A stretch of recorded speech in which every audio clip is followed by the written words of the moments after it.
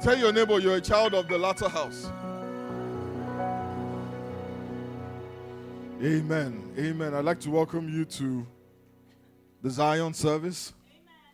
In this service, we shall praise the Lord. In this service, we shall worship the Almighty. In this service, we intend to glorify His name. In this service, our emphasis will be God. We'll be praising God. We'll be blessing God. We'll be magnifying Him over and above everything else. So if you don't want to praise God, don't come to this service. Come to the first one. We'll pray. Amen. And that one can be about you. But this one is for God. Amen? This morning, I'm preaching a sermon that I have titled Boxes. Amen? Boxes. Turn to your neighbor and say boxes. You know, if you turn and look at the person sitting next to you, you will realize that everybody here can fit into one category or the other. You can literally put everybody here in one box or the other. Amen? Because that is the reality of life. When I look over the congregation, I see people who fit into different boxes. I see men, I see women, I see young, and I see some not so young. Amen? I see tall, and I see some people who need,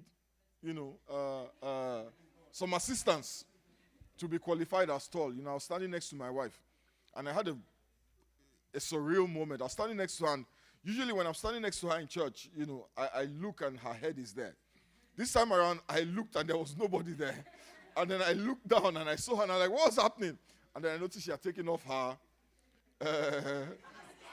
vertical assistance. Hallelujah.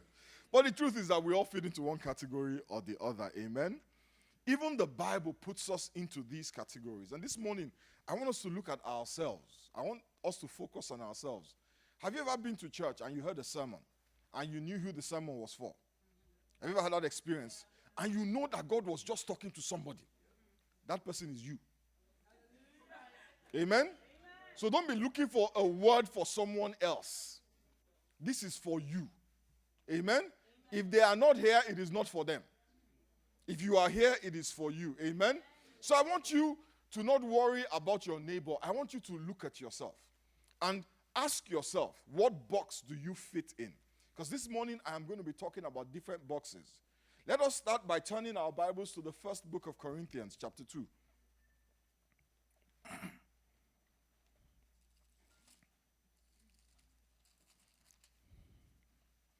I'll read from verse 11 to 15. For what man knows the things of a man, except the spirit of the man which is in him? Even so, no one knows the things of God except the Spirit of God. Now we have received not the spirit of the world, but the Spirit who is from God, that we might know the things that have been freely given to us by God. Thank you. These things we also speak, not in words which man's wisdom teaches, but which the Holy Spirit teaches, comparing spiritual things with spiritual. But the natural man, touch your neighbor and say, the natural man. The natural man does not receive the things of the Spirit of God, for they are foolishness to him. Nor can he know them, because they are spiritually discerned. But he who is spiritual judges all things, yet he himself is rightly judged by no one. For who has known the mind of the Lord, that he may instruct him? But we have the mind of Christ. Amen? The first category I want to talk about today is that which Paul calls the natural man. A natural man is somebody who considers the things of God to be foolishness. He looks at the things of God. He looks at the word of God, and he does not see God.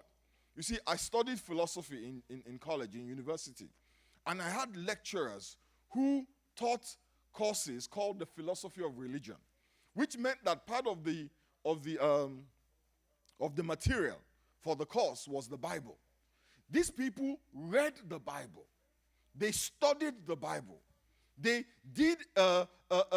studied a history of the Bible. But in all their studying and all their reading, they did not see God. They did not believe that what they read was the word of God.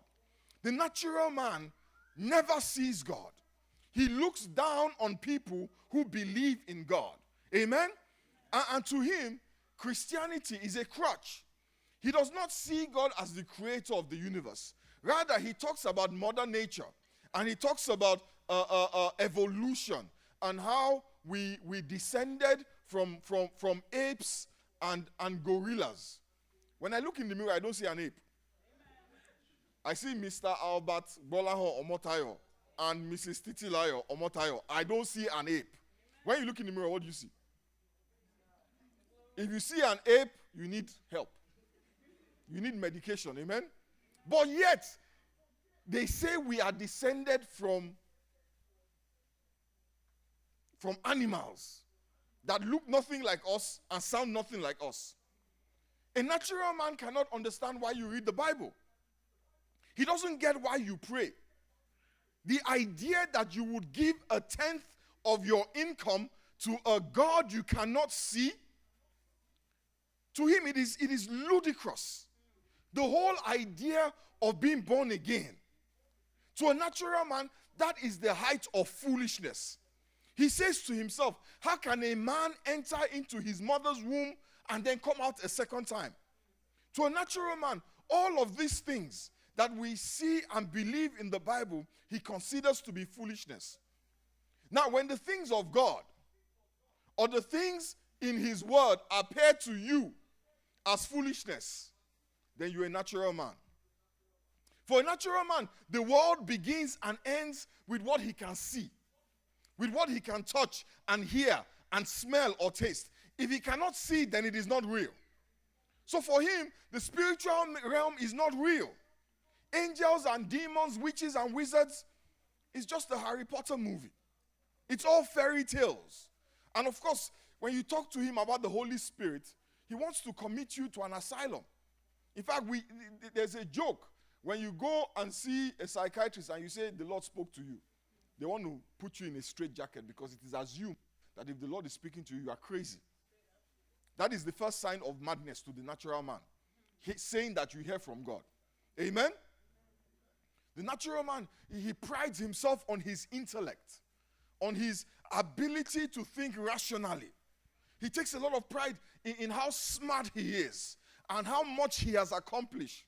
He believes that if he works hard and he plays by the rules, then he will always come out on top. You know, the natural man, this guy reminds me of that story that we heard growing up, of the king who was naked, right? But didn't realize he was naked. And everybody was afraid to tell him that he was naked. The Bible tells us in the book of Psalms chapter 4 verse 1 that only a fool says in his heart that there is no God. So isn't it ironical that the man who thinks himself most intelligent is the one whom the Bible calls a fool? When somebody questions the existence of God, for me that is not wisdom. That is a demonstration of a poor intellect. When you challenge the notion that God exists, you are only displaying the poverty of your intellect. You are not saying anything that makes any sense. Amen? His inability to acknowledge the existence of God and submit to that God is an indication, the Bible says, of how little intelligence he has. Because how can you look at the sky? Ask your neighbor, how can you look at the sky? Ask them like this. How can you look at the sky? And yet say there is no God. How can you see the stars in the night sky and marvel at how beautiful they are, and yet in the same breath say there is no God?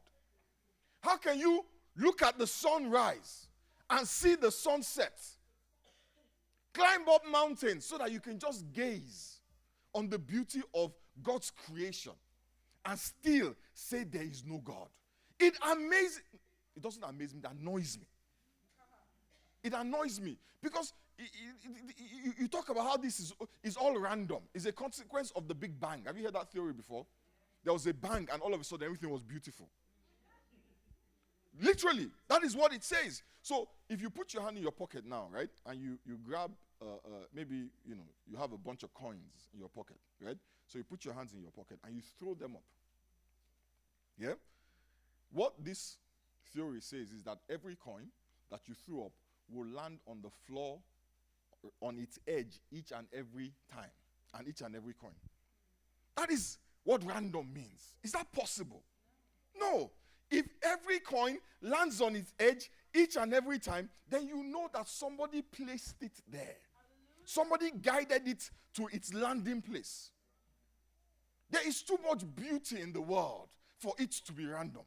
There is too much consistency, too much order, too much harmony in the world for there not to have been a wiser mind behind it. If there was nothing behind it, it would be random. The only thing that is random is human behavior. That is the only thing random. That is the only thing you can't predict. We can predict when the sun will rise. If you go to AccuWeather.com, they tell you the sun will rise at 6:38. Check your watch. At 6:38, the sun is rising. Most of us are fast asleep. But if you did, you would see the sun rise. How can you call that random? How can you call that random? And yet they say that everything that we see that is so beautiful, that is so orderly, that is so harmonious. I was listening to, I think it was Discovery Channel, and they talked about how one animal, I think it was an insect, in fact, had been removed from its area of, its habitat, had been removed from its habitat, yeah? And the whole ecosystem fell apart because they removed one insect. That insect, the animals that fed on it started to starve. And the animals that fed on those animals started to starve. And the animals that fed on the animals that fed on the animals started to starve. Who plans that? How can that be random? In philosophy, we say there's a theory called the divine harmony theory. We say that the harmony in the world has to have a cause. Because it is too much. But yet some people consider that to be the mark of intelligence. That you question the existence of what is before your very eyes. The Bible says, the heavens declare the glory of God. The firmament shred forth his handiwork. Day after day, his knowledge is being revealed. The natural man looks in the mirror,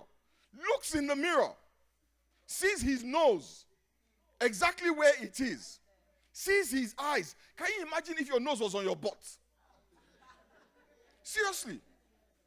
Really. That is random. That is random. So when you sit down, you break your nose. Can you imagine if your eyes were on your feet? You'd have to be walking like this.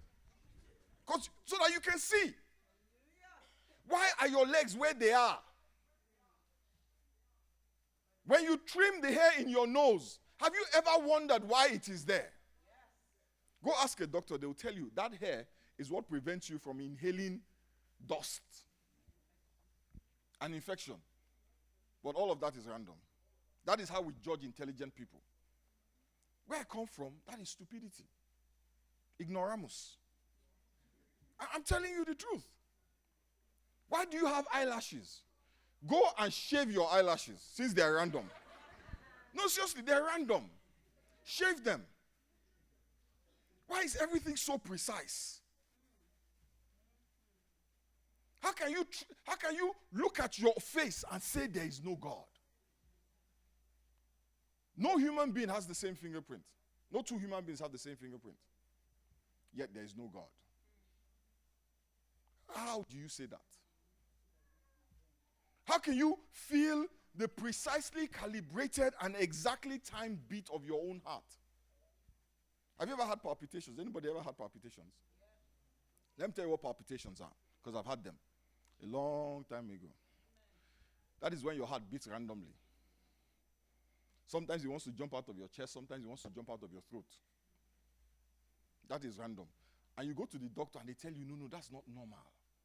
It is supposed to follow a definite order. There's a particular way it's supposed to beat. If it doesn't beat like that, you will die. But yet, there is no God. But somehow all our hearts manage to beat accordingly as they ought. There has to be a God. Amen. You see, that is why the psalmist says, this guy must be a fool. If he cannot acknowledge God in spite of everything that he sees, he must be a fool. But you see, it is not only that he is a fool, it is also that the Bible tells us in the book of Romans chapter 5 verse 10, that this man who does not acknowledge God is also the enemy of God. Think about that. Not only don't you know God, but God says you are my enemy. That means that God is in opposition to you.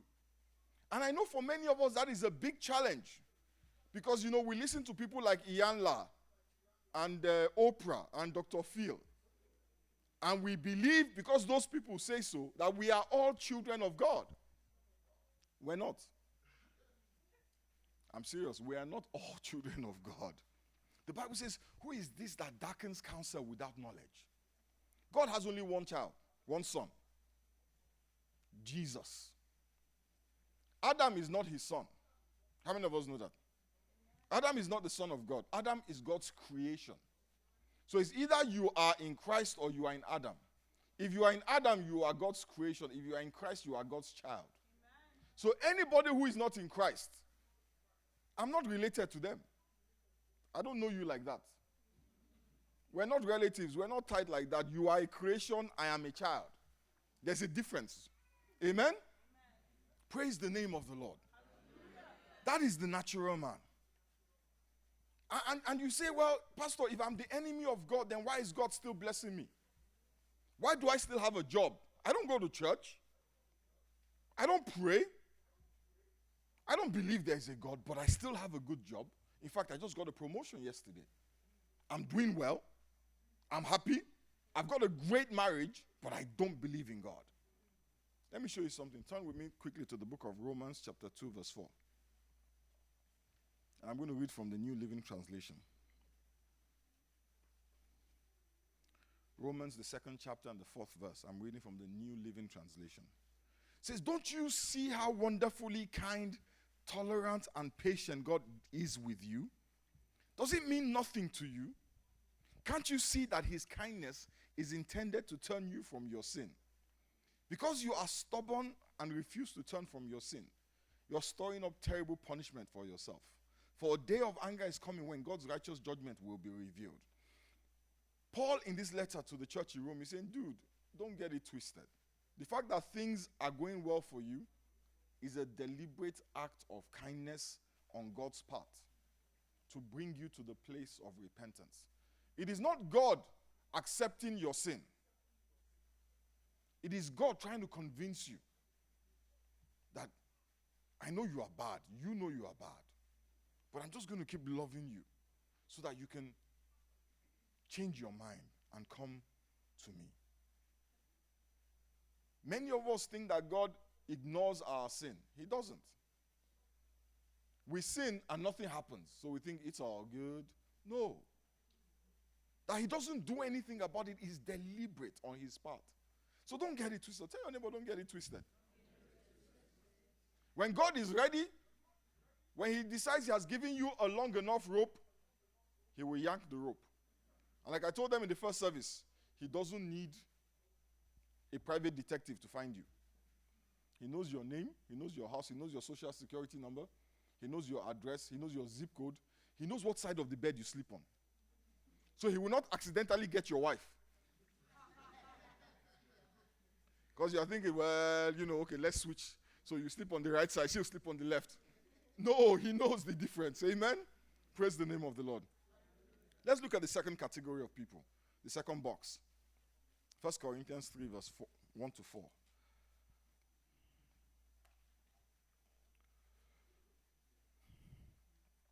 And I, brethren, could not speak to you as to spiritual people, but as to carnal, as to babes in Christ. Let's just stop there.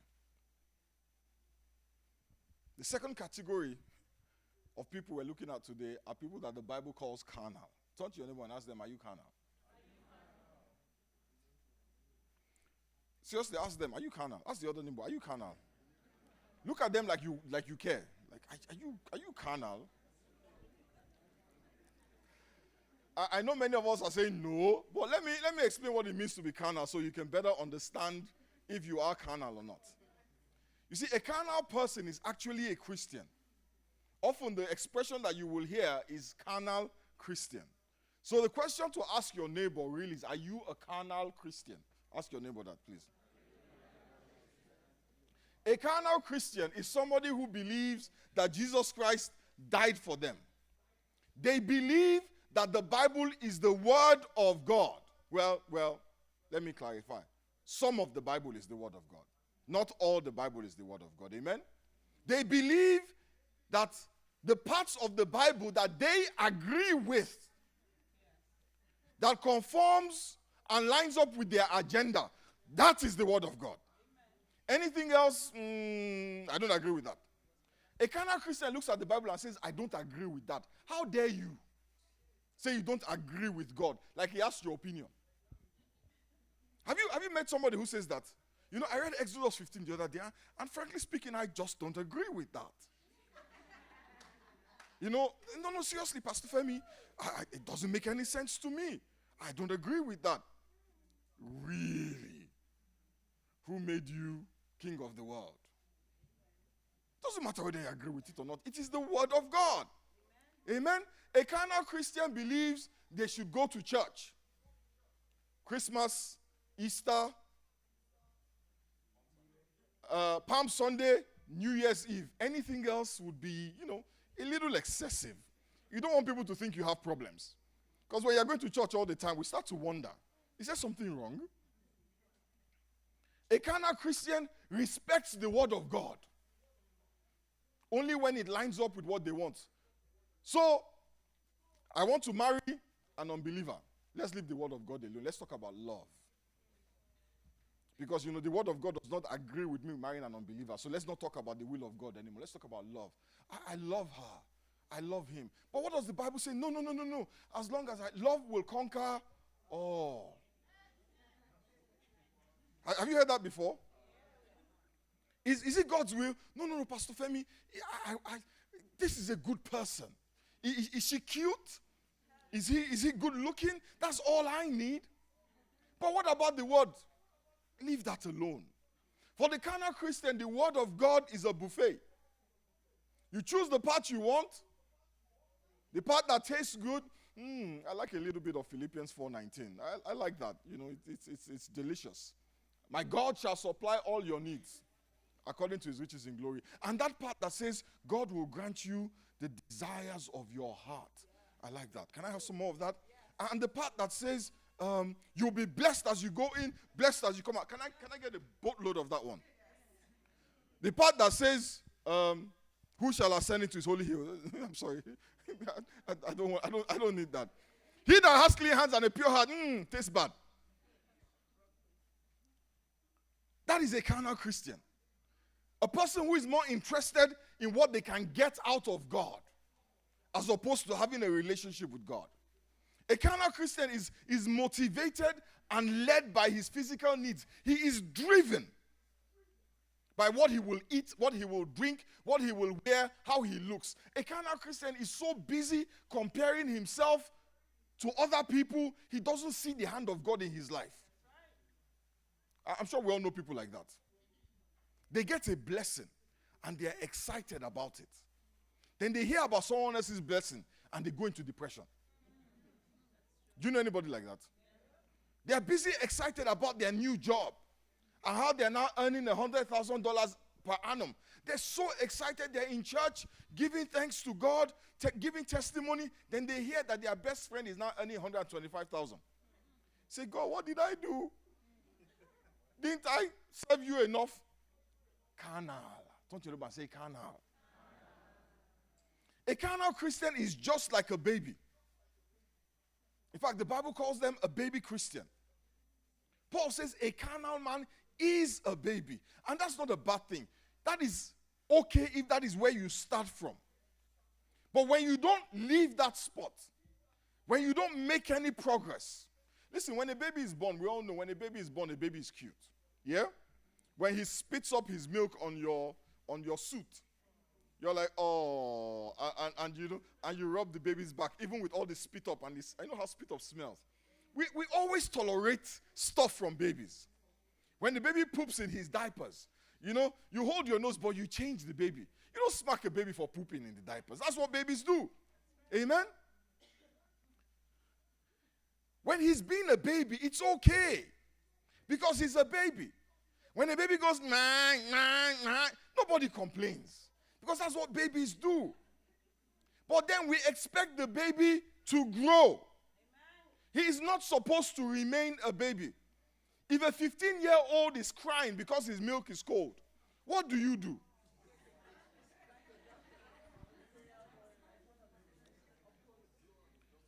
It is okay to start as a baby, but it is a tragedy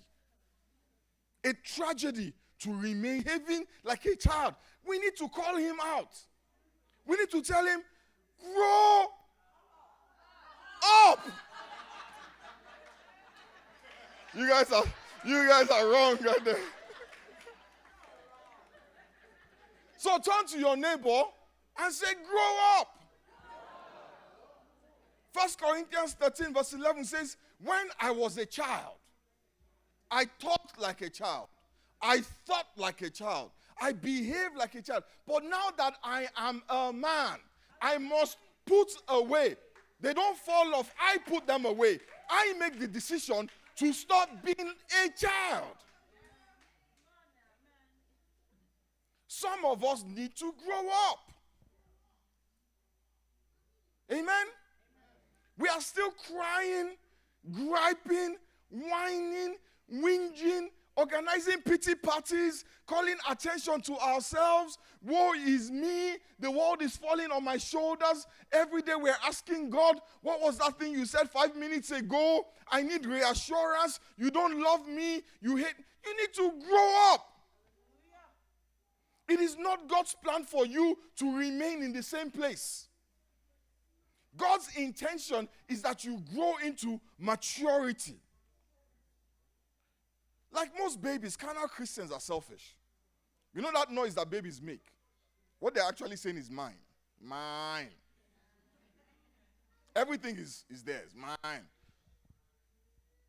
When you say a carnal Christian, next time, just do that. Mine. They are selfish. They are impatient. They want what they want, and when do they want it? Now, they don't care about anything else. They don't care about anyone else. They don't care about consequences. They don't care about who is hurt. They don't care about anybody's feelings. They don't care about anyone else except themselves. So if they want to do it, they will do it. If they want to say it, they will say it. And they go out and say, hey, I keep it real. I speak my mind. You're dirty. The Bible says your mind is wicked. I didn't say it. FYI. It says, your mind, your heart is desperately wicked. It is deceitful. It is so deceitful, nobody can know it. They don't care who suffers. They don't care. You know, babies don't care how tired you are. They want to eat, and they want to eat when? Now.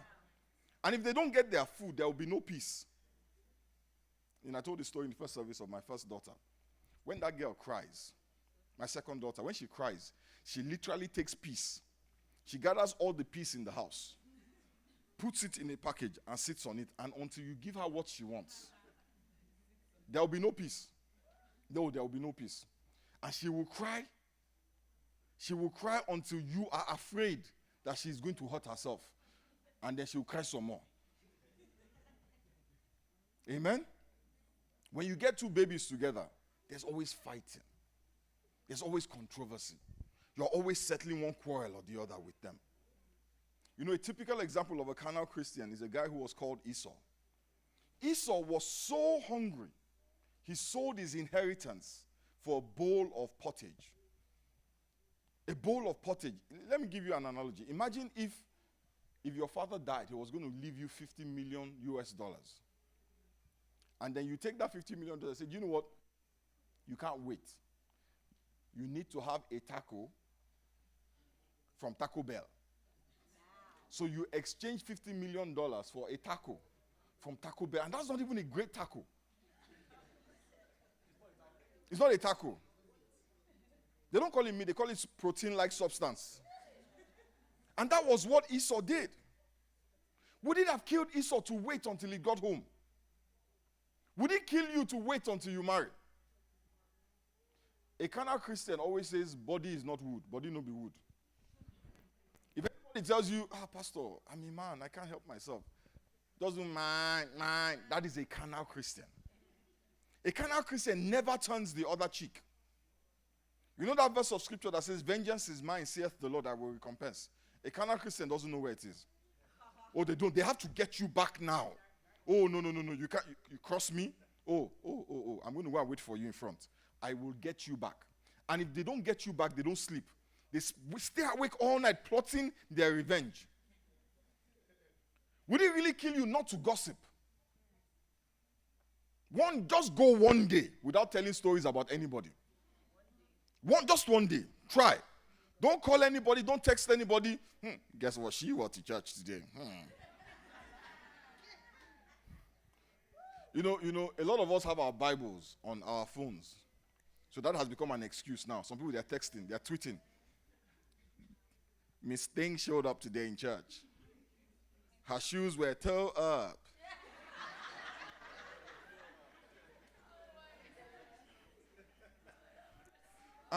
Like, in church. What happened to her hair? Really? Can't you just try? Church member say try.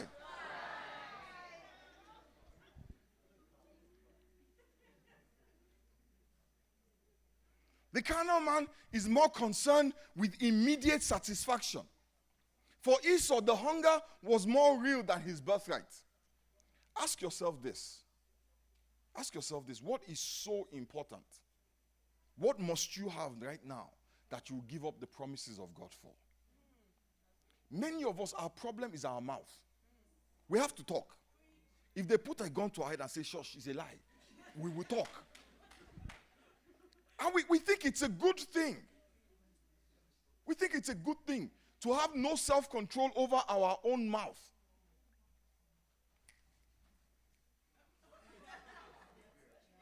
Really? That is carnality.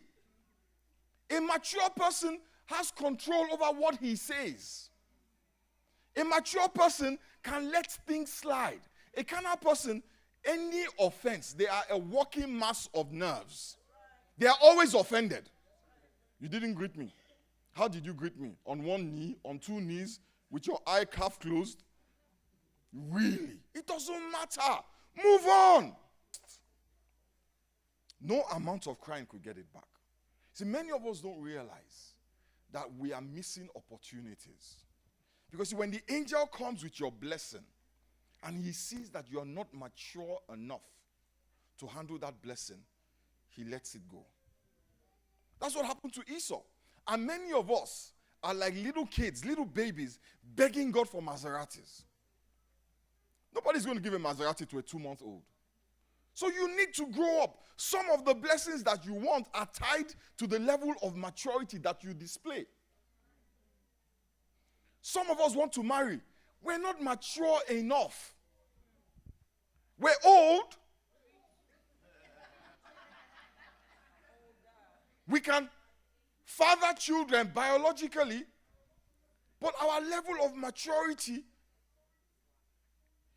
they can't even call us mature. We're so self-absorbed, so self-centered. You can't share your food. You know, one of the things about marriage, you have to be able to share your food.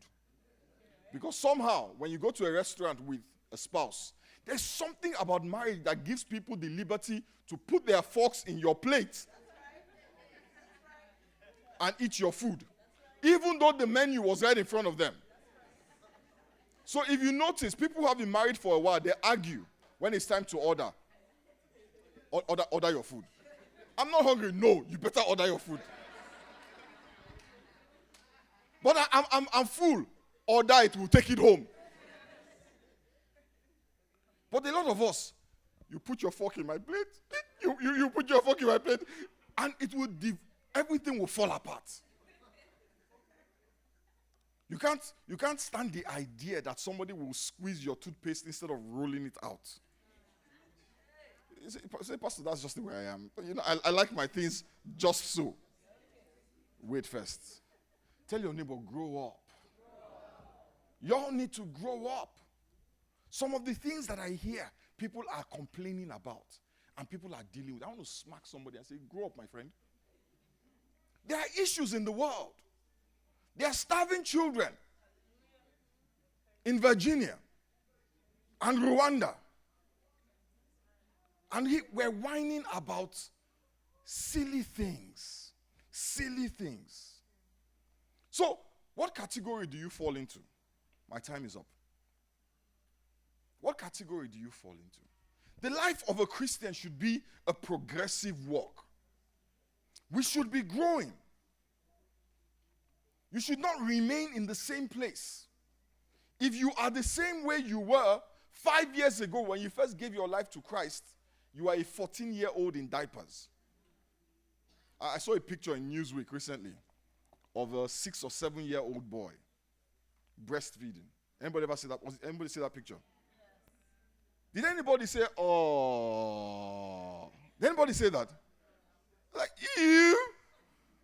Some of us, the way we behave is an ew. Really? Turn it to him and say, grow up. Let me not have to preach this kind of sermon again. When you see people being carnal, you know, the problem with carnality is that the world around us approves of it. The world around us encourages us to be carnally minded. But the Bible says to be carnally minded is death. And to be spiritually minded is life and peace. The reason why some of us don't have peace is because we're carnal. So we don't focus on the things of God. If you focus on the things of God, you will be happier. But you're too busy worrying about what Kim Kardashian is wearing and when your turn will come. Am I lying? The Bible says the good news is hidden when the spirit of the world has blinded the eyes of people. It is time for us to grow up. Because too many of us are losing blessings.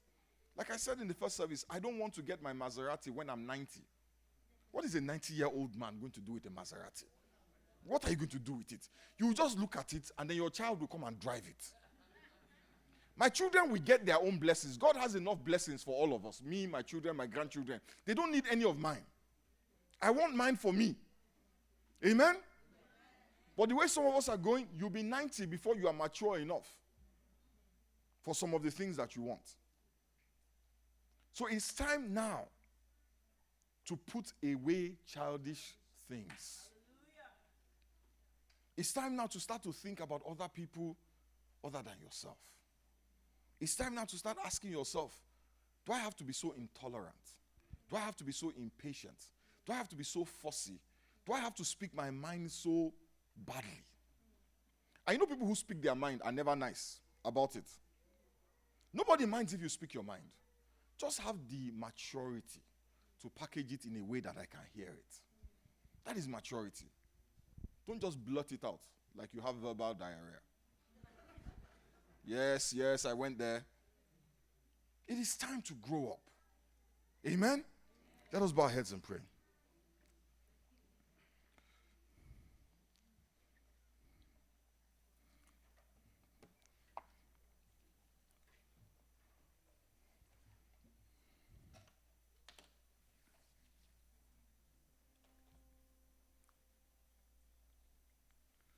I don't know at what stage of growth and progress you are at,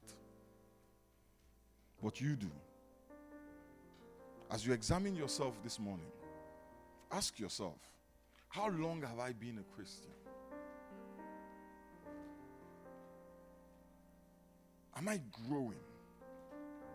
Am I still having temper tantrums? Am I still unable to control the words that come out of my mouth? Am I still consumed with envy? It is time to take responsibility for your emotions. Take responsibility for yourself. We blame everyone else. They provoked me. They were rude to me. They were not nice to me. But God never says to you, be this or that if the other person is this or that. Take responsibility for your own maturity, for your own progress, for your own development. Take responsibility for your own growth. This morning, I want to just speak to the Lord and just ask the Lord to help us. Ask Him to help us see the things we need to see to be the person we're supposed to be. Some of us here, by now, should be much further along. But the Bible says, beloved, I wish above all things that thou mayest prosper and be in health, even as your soul prospers. Some of us need God to prosper. But our prosperity sometimes is tied to our maturity. So where are you right now? How mature are you? How much effort are you putting in to your spiritual growth and development? When I was a child, I thought like a child. Are you still talking like a child? Are you still behaving like a child? Father, we thank you and we bless you. Father, we give you praise. Father, we thank you for this time that we have spent in your presence. Father, we ask in the name of Jesus that you will help us. That you will help bring us to that point, Father, where indeed we are able to do the things you've called us to do. To be the people that you expect us to be. That, Father, your glory may be revealed through us. The Bible says the whole of creation is waiting for the manifestation of the mature sons of God. The world is waiting for us, oh God. Help us to rise to the occasion. We thank you, Father. We bless you and we give you praise. In Jesus' name we pray.